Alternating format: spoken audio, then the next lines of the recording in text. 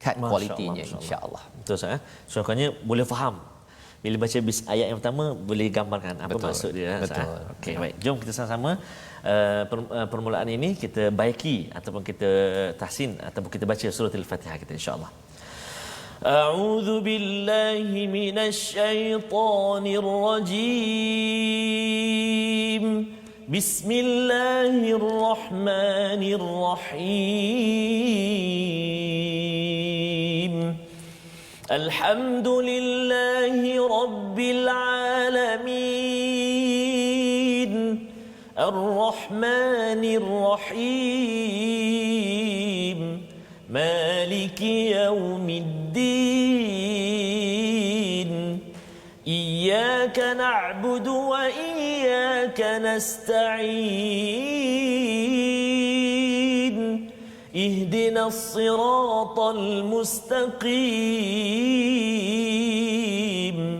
Siratal ladzina an'amta 'alaihim ghairil maghdubi 'alaihim waladdallin. Amin. Amin amin ya rabbal alamin. Itulah bacaan Al-Fatihah ya. Satu surah yang kita akan ulang daripada Abu Sa'id Al-Mu'alla berkata pada ketika saya sedang melaksanakan solat tiba-tiba Rasulullah memanggil ya. Rasulullah panggil, cuba tuan-tuan bayangkanlah ya kalau katakan orang yang kita hormati tiba-tiba panggil kita ya, tiba-tiba panggil kita dan ketika itu beliau awal-awal ni tak datang tapi lepas tu datang. Masya-Allah. Rasulullah memanggil kerana nak mengajarkan Al-Fatihah ya. Dan bila bercakap tentang mengajar Fatihah, kalau orang kata saya nak bagi awak teknik kalau awak amalkannya awak berjaya, masya-Allah kan. Sudah tentu ramai orang kata saya nak tips tersebut kan, confirm dan ini daripada hadis ya. Riwayat Ahmad ini menyatakan bahawa sahabat itu bersama Rasulullah diajarkan Al-Fatihah. Itulah Fatihah yang kita baca sebentar tadi yang bermula dengan Bismillahirrahmanirrahim. Kalau kita perasan ustaznya ba sin mim ini tidak ada alif ya, betul. Ba sin mim Terus tiga kali, terus tiga perkataan saya. Tiga huruf. Tiga huruf ya. Jadi kalau kita tengok dalam wahyu pertama Iqra bismi rabbikal ladzi khalaq ya, bacalah bismi juga ya, tapi ada ba alif sin mim ya. Perbincangan ulama tentang perkara ini salah satunya ialah di sini tidak ada alif, di sana ada alif. Terlebih satu alif sahaja pun ada manfaatnya. Maksudnya apa? Maksudnya ialah kerana dengan nama Allah. Dengan nama Allah. Di sana bismi rabbik dengan nama Tuhanmu. Bila dalam al-Quran ini bertukar tashkil dia punya apa Ustaz? Baris dia bertukar baris, bertambah huruf, bertukar huruf je. Alif jadi ain saja ya. Alif a, kalau a itu lebih sikit dah tahu dah bahawa ini lebih susah. Jadi bila ada lebih huruf di dalam surah Al-Alaq, baca dengan nama Tuhan itu sebenarnya lebih susah ya, tetapi bismillah ini adalah bacalah ataupun dengan nama Allah ini sebenarnya lebih mudah. Lebih mudah. Jadi ia sebagai panduan untuk kita tuan-tuan ya. Kalau katakan bismillah ini kita tak sebut dalam hidup kita ataupun kita tidak mahu bergantung kepada Allah, sepatutnya segan ya. Kerana apa? Kerana dalam ayat ini tidak ada nama kita. Katakan saya bercakap sekarang dengan nama Allah kan, dengan nama Allah. Tak ada pun saya bercakap, saya menulis. Pasal apa? Pasal sebenarnya bila kita melihat perkara tersebut, apa maksudnya?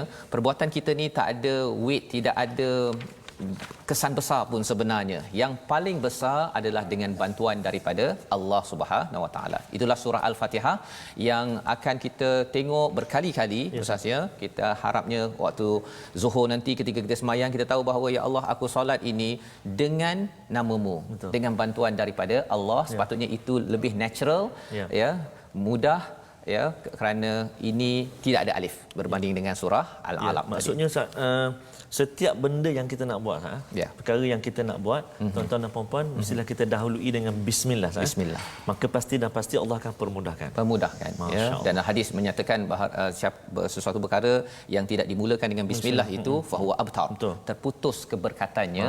Moga-moga ini panduan yang kita amalkan dalam solat dan di luar solat. Baik, Kita hari ini Ustaz sebenarnya Fatihah sedikit ya, segmen sedikit je. Tapi kita nak teruskan pada halaman kita yang kedua. Mari kita lihat kepada surah Al-Baqarah. Apakah sinopsis surah Al-Baqarah ayat 1 hingga 5? Jom kita saksikan.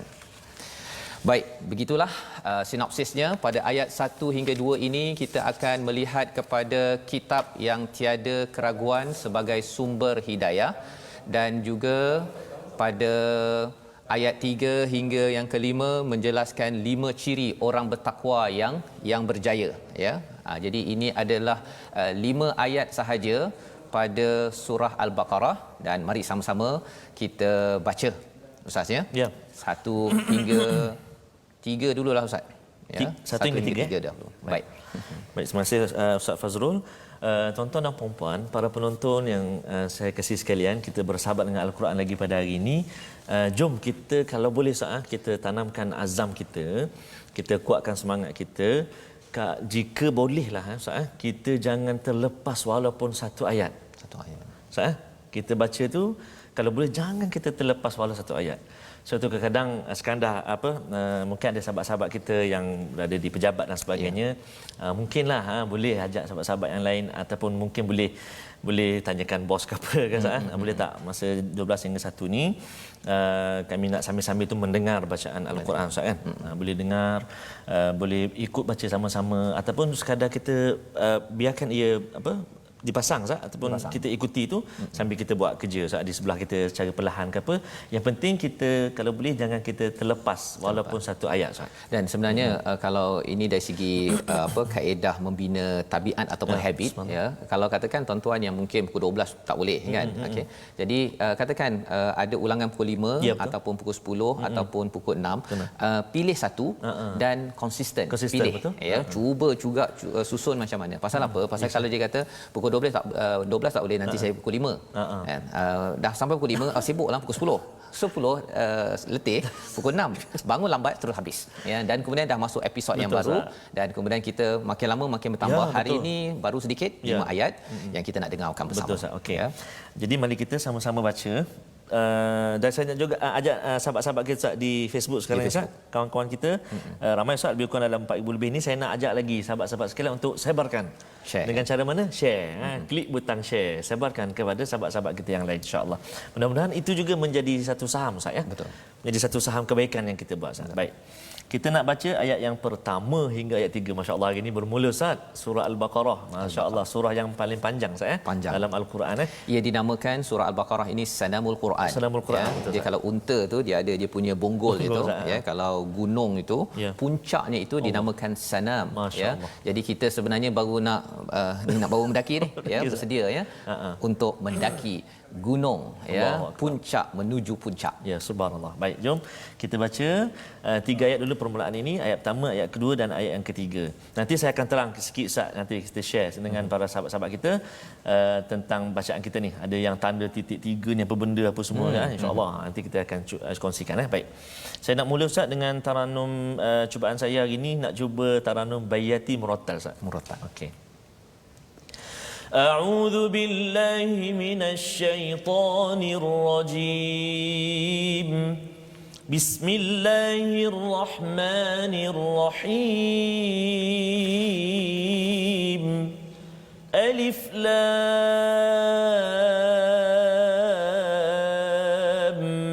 ميم ذلك الكتاب لا ريب فيه هدى للمتقين الذين يؤمنون بالغيب ويقيمون الصلاة ومما رزقناهم ينفقون صدق الله العظيم. Surahul Azim ini adalah daripada ayat 1 hingga 3. Kita ada 5 ayat je hari ini Ustaz ya. Macam pendek. Pendek saja ya, tetapi rupa-rupanya yang pendek inilah yang panjang. Betul, Ustaz. yang Masya pendek inilah yang panjang. Pasal apa? Pasal surah Al-Baqarah ini surah yang turun ketika Nabi berhijrah ke Madinah, hijrah di Madinah. Jadi selepas Nabi dah 13 tahun menjadi rasul, baru turun surah ini. Tetapi disusun dalam Al-Quran yang sama seperti di langit atas sana itu ialah begini, nombor 2. Untuk tuan-tuan, untuk saya, bila saya bertanya pada cikgu saya, susunan ini penting ke, kan? Dia kata penting kerana ini bacaan untuk umat. Jadi kalau ada yang kata saya nak belajar daripada mana, daripada wahyu pertama ke daripada surah pertama, surah pertama. Saya banyak kali nak surah pertama ke wahyu pertama dulu, kan, untuk menyusun My Quran Time ini. Katanya mula daripada awal, pasal daripada surah pertama surah kedua ni dia ada kaitan. Betul, dia ada, kalau salah seorang daripada Imam Farahi, Syekh Farahi daripada Pakistan, dia kata Quran ini dia ada 7 tiang ataupun tujuh prinsip tunjang. Jadi apabila kita bercakap tentang tunjang pertama ini pada surah pertama 2, 3, 4, 5, insya-Allah. Surah pertama surah Al-Fatihah, diikuti Baqarah, kemudian Ali Imran, An-Nisa dan juga Al-Maidah. Setiap tunjang itu dia mesti ada makiyah, ada madaniyah. Jadi surah Al-Fatihah kita dah belajar semalam, makiyah, dan kita akan belajar sikit-sikit sepanjang siri My Quran Time ini. Dan 4 lagi itu adalah madaniyah, kerana tunjang pertama ini bercakap tentang perundangan. Biasa orang cakap undang-undang, alamak takutnya, kan? Tetapi sebenarnya ia dibina dengan keimanan daripada surah Al-Fatihah yang kita belajar, yang kita baca setiap hari. Bila kita baca setiap hari, kita akan membina keimanan pada Allah, kita menjadi hamba, kita ikut pada Rasul, jalan siratal ladzina an'amta alaihim. Kesannya ialah bila Allah cakap, okey, sila buat ini, saya bersedia. Bila kena surah Ali Imran, buat ini, saya bersedia.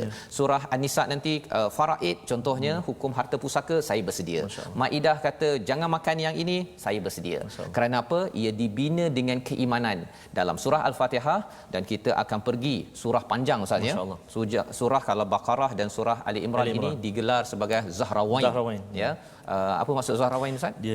Dua surah yang sebagai apa ni, Zahrawan, sebagai perhiasan, sebagai bunga yang akan menyebabkan kita akan rasa wah, Al-Quran ni amat menarik. Betul, jadi ayat pertama ini Alif Lam Mim ini dinamakan sebagai huruf muqatta'ah bahasa Arabnya, bahasa Melayunya huruf potong.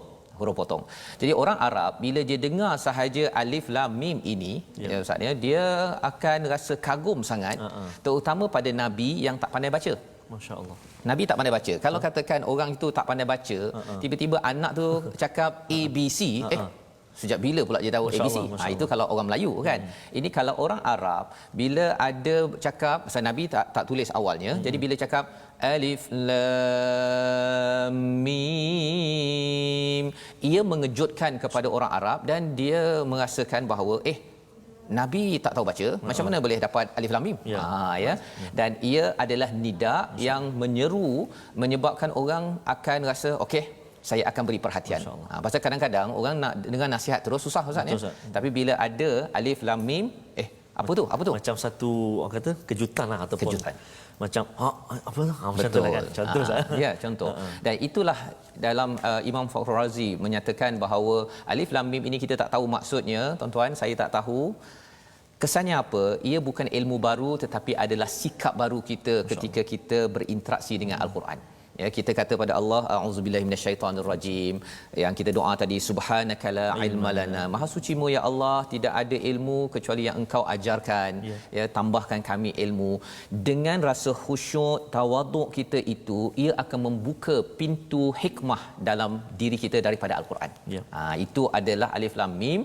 Jadi bagi ayah-ayah yang di rumah, yang masih lagi PKP duduk kat rumah, akan jaga apa? Saya tak tahu, nak jadi ayah terbaik, Allah yang tahu. Bagi bos yang sekarang dah masuk ke tempat kerja, walaupun baru habis mesyuarat, apa tengah bermesyuarat, tengah dengar My Quran Time sekarang ini, bila kita tengok saja Alif Lam Mim, ya Allah, aku adalah bos yang tak tahu. Allah, Engkau saja yang tahu ya Allah bagaimana syarikat ini akan bertahan dan akan terus ke hadapan dengan panduan daripada siapa? Daripada Allah. Macam mana nak tahu ilmu Allah? Maka ia membawa kepada ayat yang kedua, Ustaz, ya, iaitu zalikal kitabul la raiba fi hudal lil muttaqin. Cuma ada 3 titik tu, Ustaz. Cuba biasanya orang kalau pergi beli kasut, kadang-kadang dia check juga ada titik tak, kan? Tapi di sini titik lain. Okey, Ustaz. Sila Ustaz tolong bantu mencerahkan kepada sahabat-sahabat kita Al-Quran sekalian, secara ringkas ni Ustaz, secara ringkasnya dalam ayat yang kedua ni ada kita jumpa zalikal kitabul la raiba, atas perkataan huruf ba tu ada satu 3 titik tu, kemudian fi pun ada satu lagi 3 titik. Jadi ada setengah-setengah pelajar dia tanya, Ustaz, yang ni mesin cetakan rosak ke Ustaz? Kata takut dakwah dia tertumpah ke apa? Kata tak, bukan, memang ada signifikannya, iaitu kat sini kita dibolehkan untuk memilih salah satu wakaf, ataupun kalau mungkin ada satu istilahnya dipanggil wakaf ta'anuk, iaitu wakaf yang berkait. Maknanya berkait, makna dia tu barangkali berkait kan. Jadi kita nak berhenti dekat mana, kita seeloknya kita pilih salah satu. Contoh, dalikal kitabul la raib, berhenti kat situ, kadang sambung fihi hudal lil muttaqin. Dan saya pernah dengar pun imam-imam di Masjidil Haram baca dia berhenti pada raib, ambil fihi hudan. Dan ada juga yang berhenti pada fi dalikal kitabul la raiba fihi hudan lil muttaqin. Maknanya boleh pilih salah satu. Maknanya pilih salah satu, ya. Bukan kesalahan cetakan ke apa, bukan. Kalau berhenti dua-dua boleh tak? La raiba la raib fi, boleh tak, Ustaz? Boleh juga, tapi kaedah dia macam tu, Ustaz. Macam tu, kaedahnya seloknya wakaf itu kita kena pilih salah satu untuk berhenti dia dan kita ibtidak balik. Dan saya, jika tak silap, ada lagi tempat yang macam ni. Kita akan jumpa nanti dalam siri-siri yang akan datang. Penting, Ustaz, 5 ayat ni, sebab tuan-tuan dan puan-puan, maaf Ustaz, sahabat-sahabat sekalian, sebab 5 ayat ni memang 5 ayat yang kita selalu baca, Ustaz. Selalu baca sebelum tidur. Betul. Kalau ada majlis-majlis atau apa-apa perkara lah, kita akan baca 5 ayat ini, memang menjadi ayat hafalan kita. Betul. Tinggal lagi betul atau tak. Betul. So maka penting untuk, sebab tu saya kata tadi, kalau boleh jangan tertinggal walau satu ayat. Betul. Jadi, tak boleh pukul 12, Ustaz. Pukul 5. Tak boleh pukul 10, tak boleh pukul 6 pagi. Jadi ayat yang kedua ini, zalikal kitabul la raiba fihi hudal lil muttaqin. Kalau nak tahu apakah ilmu penting, penting daripada Allah, ya, pasal kita tak perlu tahu semua perkara. Betul. Kalau tahu semua perkara, katakanlah saya tahu apa yang difikirkan, apa yang dikomen oleh 5,500 orang di Facebook sekarang, jam kepala saya, kan? Kalau saya baca komen sekarang, kan, pasal apa? Pasal lemahnya saya. Ayat 1 tadi Allah itu pun sebenarnya sudah menceritakan bahawa Fazrul, kamu tu lemah, kan? Kamu tu lemah. Jadi kerana lemah itu Allah bagikan satu kitab, zalikal kitabul la raiba fi hudal lil muttaqin, ya.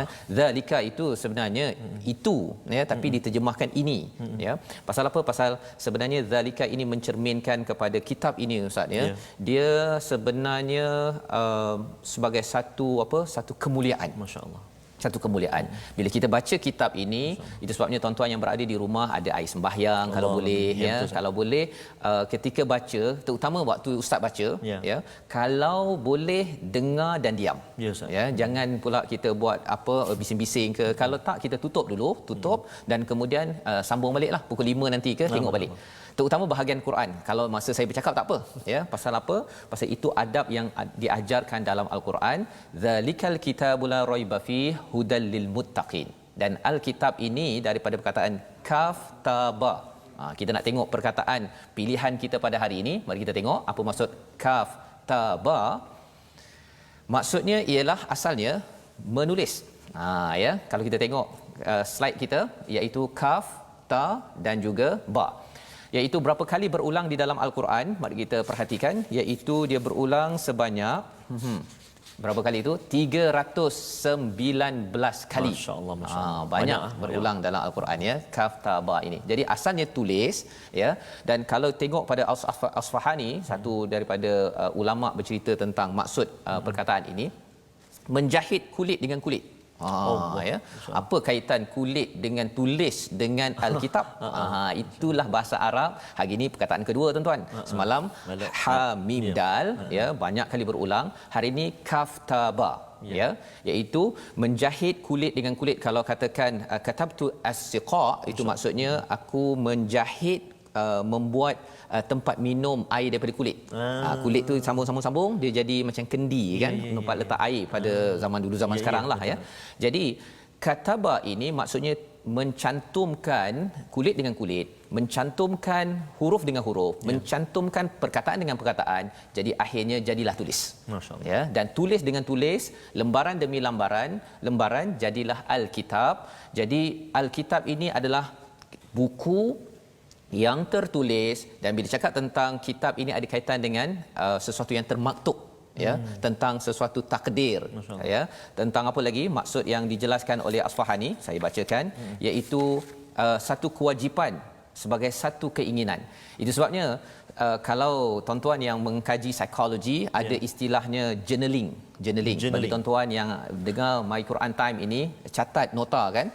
Sebenarnya bila kita journal, kita tulis, dia akan menguatkan lagi keinginan kita.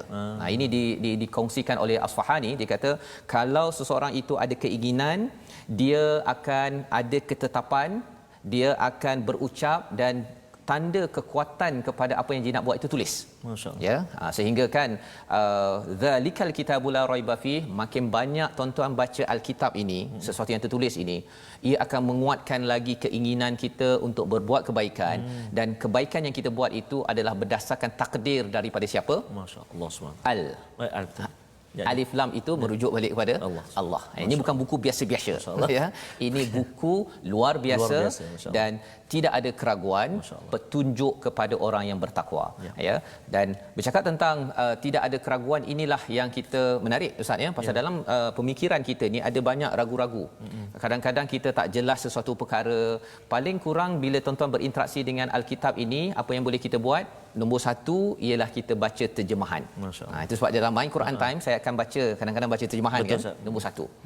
Nombor dua ialah kalau kita ada bahasa Arab sikit, keraguan itu lagi jauh daripada kita. Betul. Ya, kalau baca terjemahan kadang-kadang kita rasa macam ini cerita pasal kitab, kat sana kitab, kat kita apa ni, kan? Itu nombor satu. Tak apa.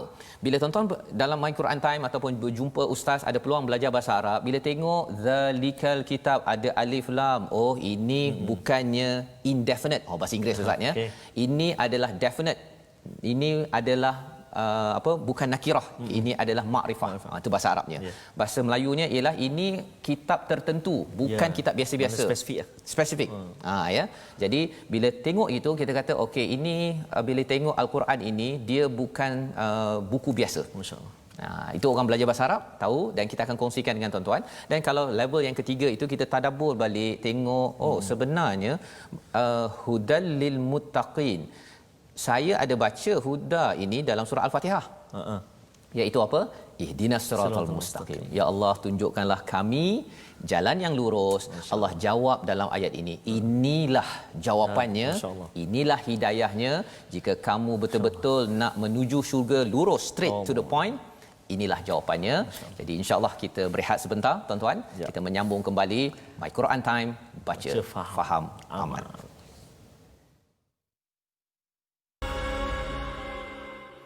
Kembali kita dalam My Quran Time, baca, faham, amal. Pada siri yang kedua pada hari ini kita melihat kepada surah Al-Baqarah, surah yang turun pada Nabi sallallahu alaihi wasallam ketika Nabi ingin memimpin kepada golongan Yahudi, Nasrani, Aus dan Khazraj.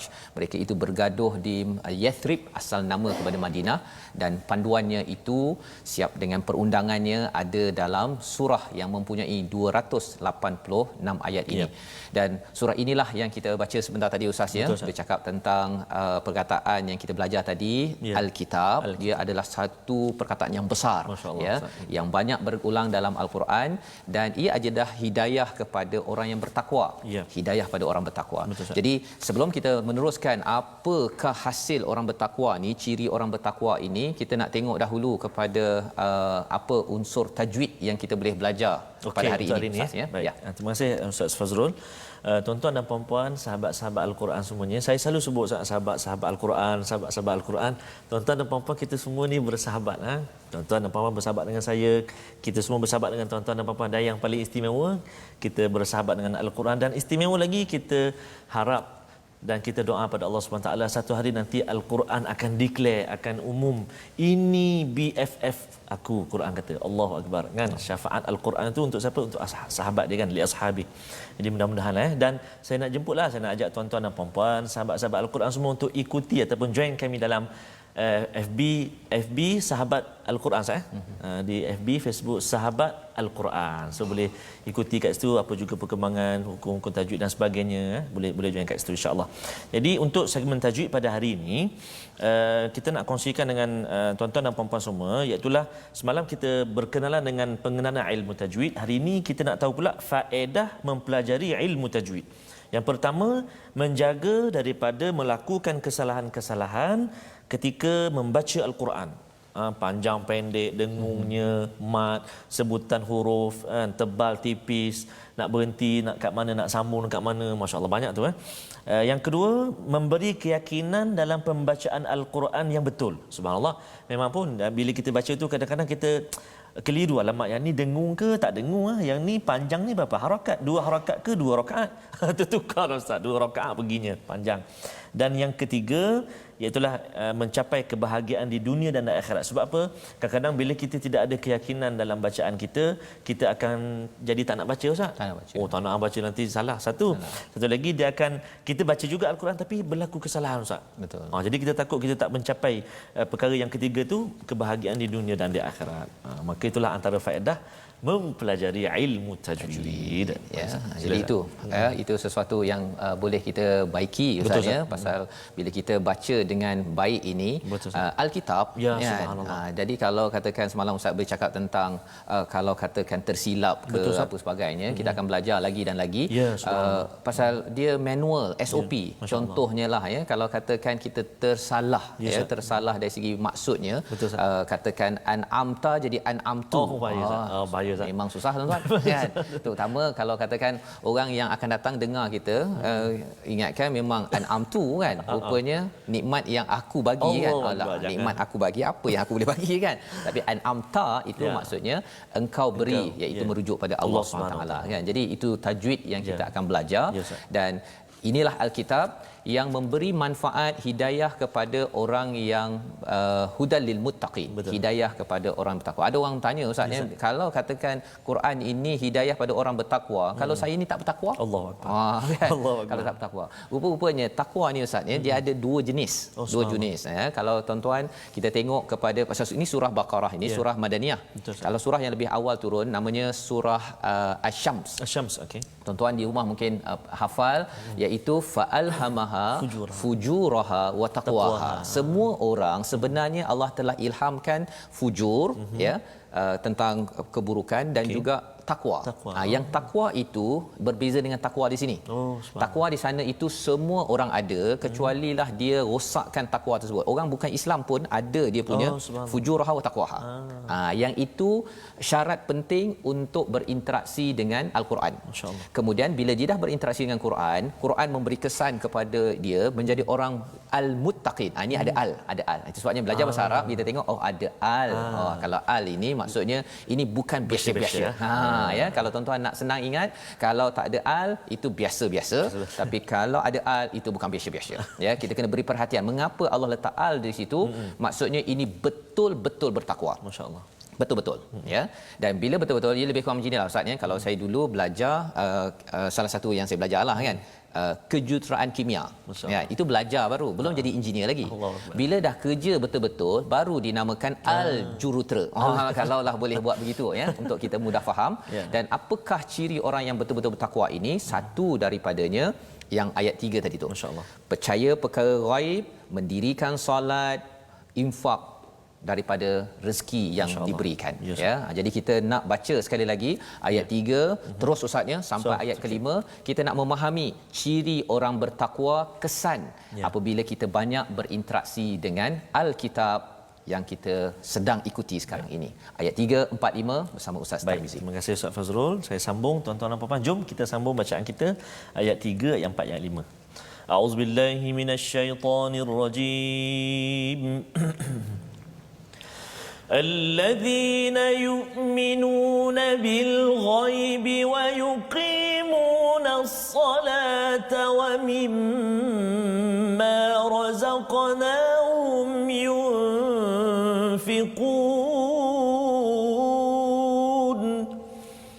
والذين يؤمنون بما أنزل إليك وما أنزل من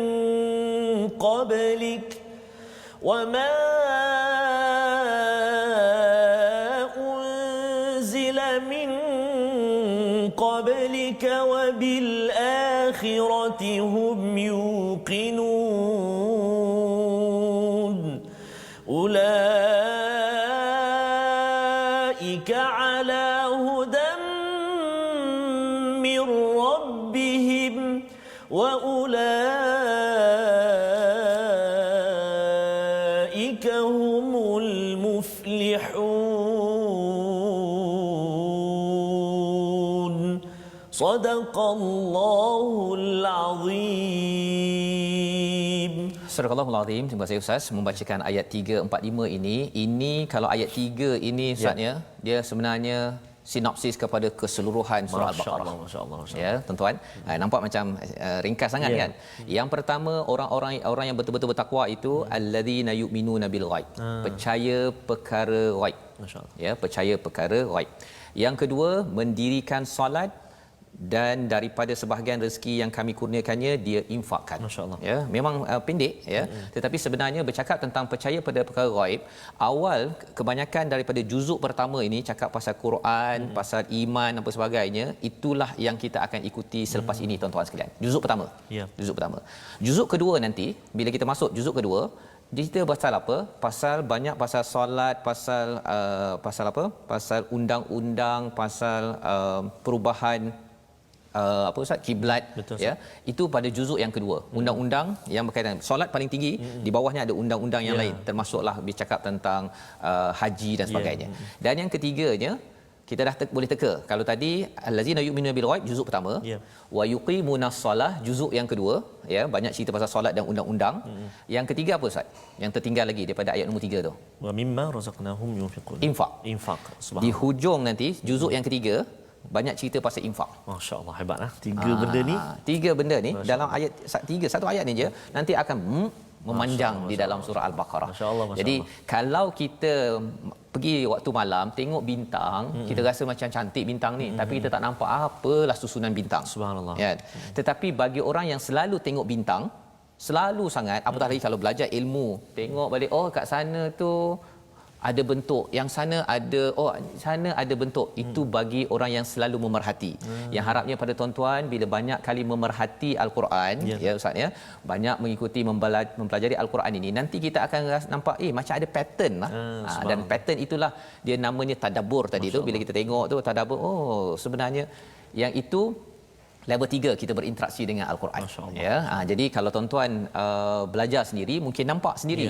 Tapi kalau dalam My Quran Time ni kita kadang-kadang baca terjemahan, maksudnya nombor 2-nya kita belajar sikit, ada bahasa Arab sikit-sikit, dan yang ketiganya sekali-sekala kita tengok apakah apa istilahnya mutiara-mutiara. Kalau masuk laut itu nak kena selam ke bawah, dapat dia punya mutiara, bawa kepada tuan-tuan, nah tuan-tuan sekalian, yang harapnya tolong kita doa sama-sama ya kita dapat perkara tersebut. Jadi apa yang berlaku pada ayat 3 ini, allazina yu'minuna bil ghaib, percaya perkara ghaib. Quran dia menyebabkan kita ini percaya perkara ghaib. Ya, perkara ghaib ini Ustaz ya, sebenarnya adalah satu perkara yang amat powerful. Masya-Allah. Contohnya saya bukan nampak pun tuan-tuan yang 5,800 sekarang ni, tak nampak pun. Ya, tetapi kerana ada ilmu ya dan percaya sebenarnya ada orang yang sedang online sedang mendengar sekarang. Jadi kesannya apa? Kita dapat manfaat. Banyak kejayaan besar di dunia ini dia bukan dengan perkara yang kita nampak depan mata. Kalau depan mata saya dengan ustaz je, ustaz berdua je. Ya ustaz. Kan? Tetapi kerana perkara tak nampak ya, dan allazina yu'minuna bil ghaib ini bukan sekadar biasa-biasa, tetapi al-ghaib itu merujuk kepada percaya pada Allah yang kita tak nampak, percaya pada para malaikat. 6 rukun iman yang ada itu semuanya adalah al-ghaib. Bagi setengah orang dia rasa tak jelas, tetapi bagi orang yang baca Al-Quran makin lama makin jelas. Masya-Allah. Makin lama kita rasa bahawa ya Allah, betul lah ya Allah, COVID-19 ini engkau beri untuk kami kembali padamu ya Allah. Masya-Allah. Kita nampak perkara tu. Bagi setengah orang kata, "Hei, menyusahkan betul lah virus ni." Kan asyik datang dulu ada SARS, ini ada COVID-19 kan. Hei, susah betul. Tetapi bagi orang yang nampak, yang percaya pada gaib, dia nampak lain. Nombor satu. Yang kedua, wa yuqimunas solah, mendirikan solat dan infak. Kita bincang dulu. Solat dengan infak ini praktikal. Maksudnya, nanti tuan-tuan akan solat Zuhur ataupun solat Maghrib ke, solat Subuh ke, dan infak. Mungkin ada yang tertanya, banyak-banyak perkara baik, mengapa orang bertakwa ni di-highlightkan dua perkara saja, solat dan infak? Solat ni sebenarnya adalah hubungan dengan Allah, ya. Dan infak ini adalah hubungan dengan manusia. Orang bertakwa, ada yang dia kadang-kadang jaga solat tapi mungkin dia tidak infak. Itu bukan orang bertakwa. Ya, dia mesti jaga manusia, sayang pada keluarga, macam tuan-tuan sekalian, sayang pada keluarga, ajak untuk baca Quran, dalam masa yang sama baca Quran, hubungan dengan Allah. Ya. Tapi kalau ada yang kata tak apalah mak baca Quran seorang-seorang, kamu buatlah kerja kamu sendiri. Sebenarnya mungkin mak belum infak lagi masa untuk ajak kepada anak-anak, ke jiran, ke kawan, boleh yang di Facebook boleh share lagi, ya. Itu satu infak, infak share. Kan? Infak share. Dan lebih daripada itu, Allah bercakap tentang infak ini tidak ada spesifik di sini. Yunfiqun ini rezeki apa saja.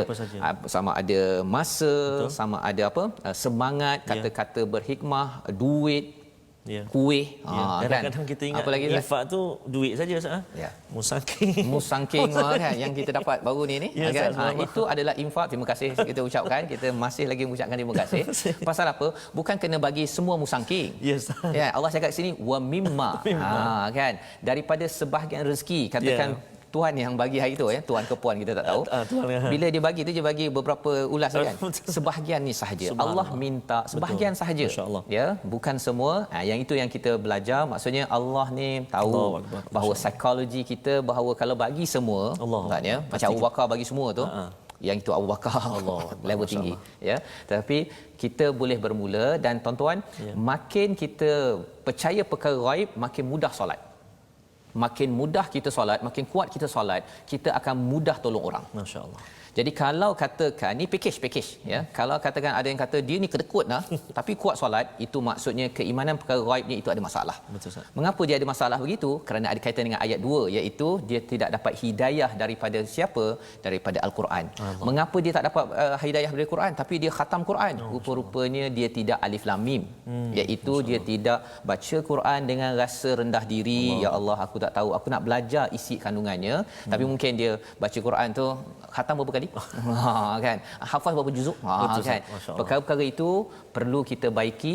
Lantaran apa? Kerana nanti kita kaji surah Al-Baqarah ini, orang-orang Yahudi di Madinah itu Ustaznya, sebenarnya mereka ni ada kitab, dia berbangga dia ada kitab. Dia bangga, kan. Tapi sebenarnya dia tak tahu pun isi kitabnya. Ya, nanti kita akan tengok pada halaman nombor 12. Siri 12 nanti 12, ada jawapan itu, dan itu ayat yang ketiga.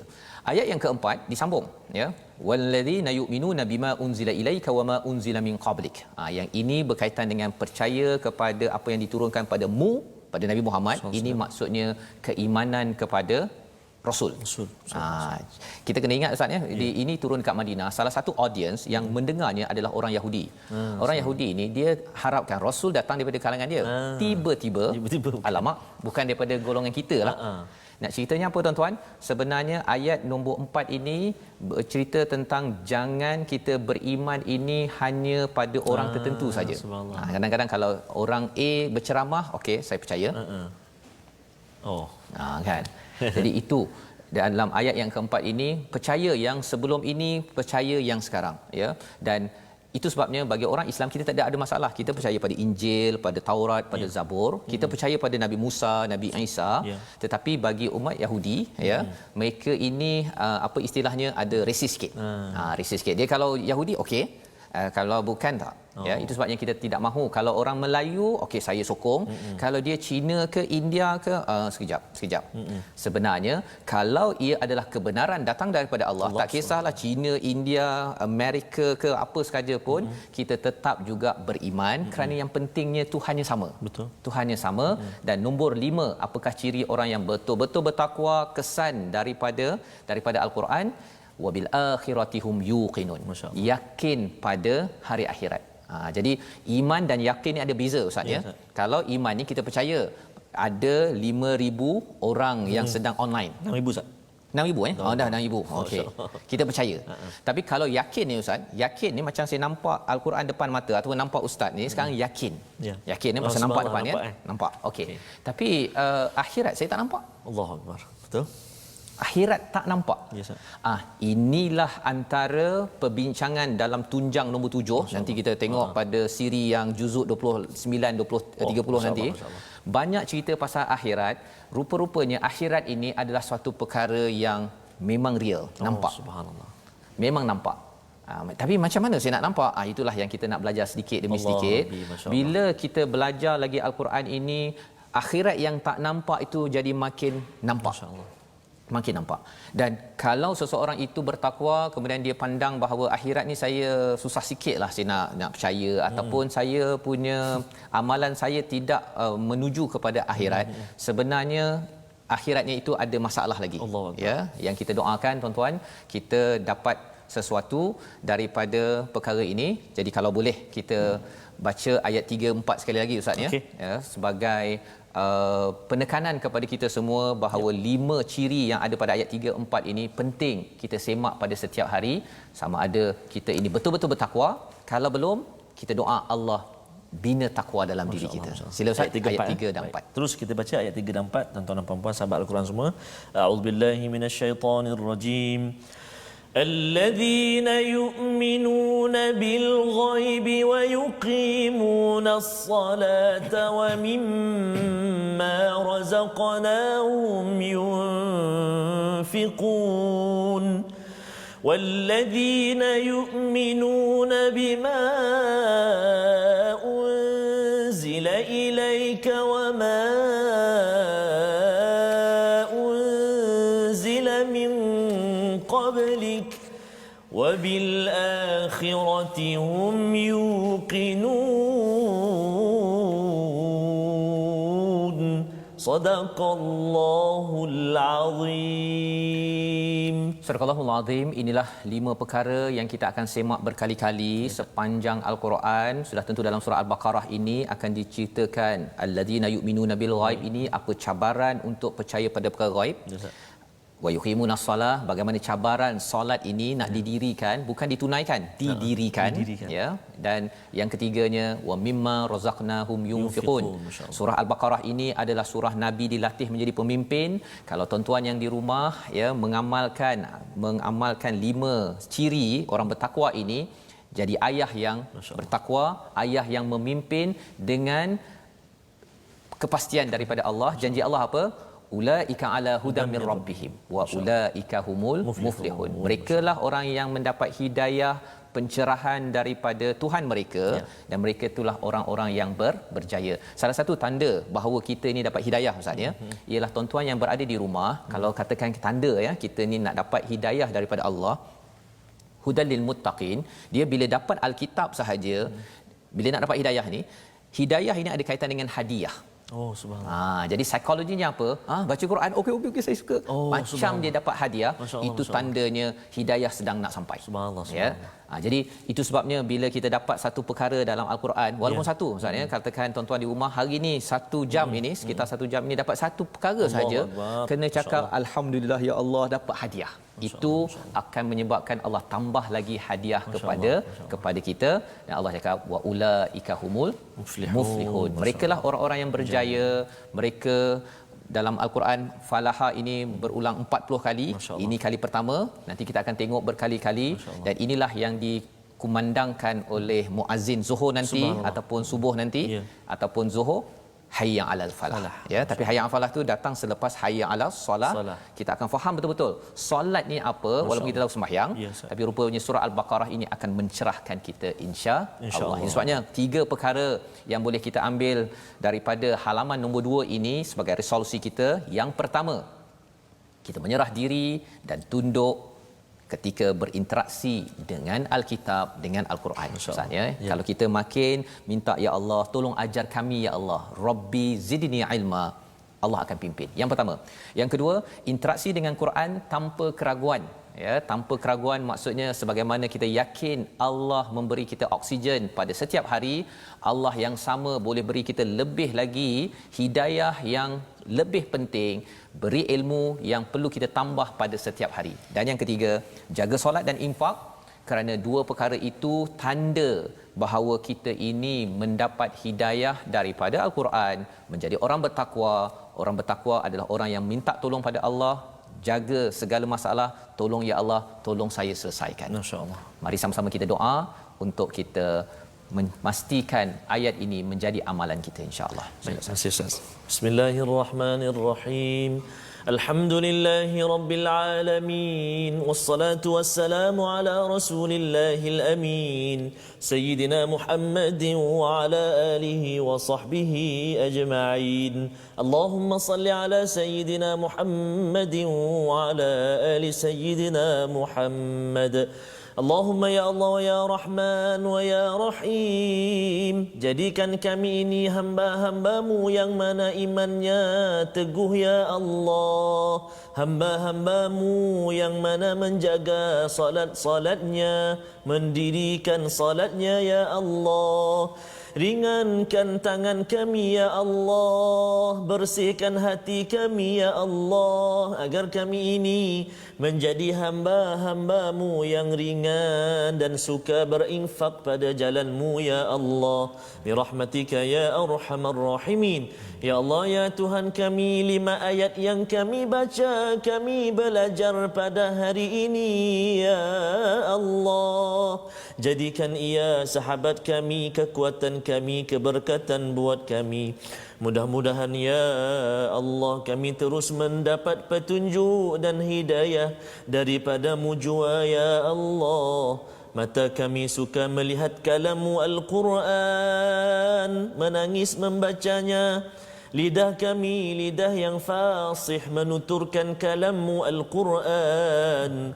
Telinga kami ya Allah, telinga yang tidak pernah jemu mendengar lantunan bacaan kalamullah Al-Quran. Tangan kami tangan yang membelik lembaran mushaf Al-Quran, mencatat ilmu-ilmu daripadamu ya Allah. Birahmatika ya arhamar rahimin. Rabbana hab lana min azwajina wa dhurriyyatina qurrata a'yun waj'alna lil muttaqina imama.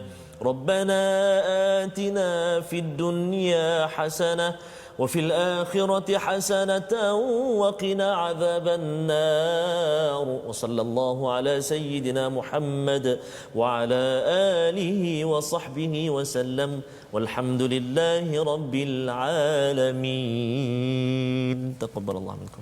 Nah, wa minkum taqabbal ya. Mudah-mudahan sahabat-sahabat Al-Quran kita semua dapat betul-betul mempelajari 5 ayat daripada muka surat yang kedua ini ya. Dan sebenarnya tadi kita bila bincang tentang wa yuqimunas solah wa mimma razaqnahum yunfiqun, ya, wa yuqimunas solah itu maksudnya sentiasa mendirikan ya, fi'il mudhari' ya, mendirikan solat. Sebentar lagi tuan-tuan akan mendirikan solat ya.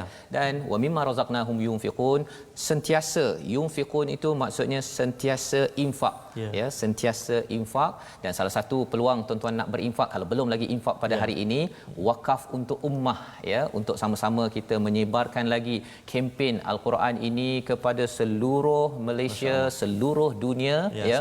Mungkin pada masa akan datang nanti ada subtitle bahasa Inggeris tukar ke ataupun tukar ya, perkara-perkara yang boleh kita buat, tapi ia memerlukan kepada sokongan bersama yunfiqun daripada tuan-tuan sekalian. Jadi wakaf untuk ummah inilah yang boleh dibawakan kepada tuan-tuan sekalian. Quran kepada pusat komuniti, ke hospital, ke mana lagi Ustaz, ke jabatan-jabatan, pusat pengajian yang ada, kerana kita yakin bahawa Al-Quran ini adalah hidayah, adalah hadiah yang kita minta pada setiap hari. Ihdinas siratal mustaqim. Jadi inilah kempen action amal kita tuan-tuan Ustaz ya, kerana kita dah baca, kita faham sedikit, kita ingin beramal dalam kehidupan kita seharian. Moga-moga Allah mudahkan urusan tuan-tuan. Tolong doakan kami juga dimudahkan urusan. Kita baca, kita faham, kita amal dalam apa Ustaz? Program My Quran Time yang akan berulang sekali lagi pada jam 5 petang ini di Kaca TV. Jam 10 malam di Kaca TV dan juga 6 pagi di esok. Kaca TV. Facebook masih kekal lagi Masih insya-Allah ya, dan nanti akan juga di YouTube Ya, akan diumumkan nanti insya-Allah. InsyaAllah. My Quran Time, baca, Faham dan faham, amal. amal. Jumpa lagi.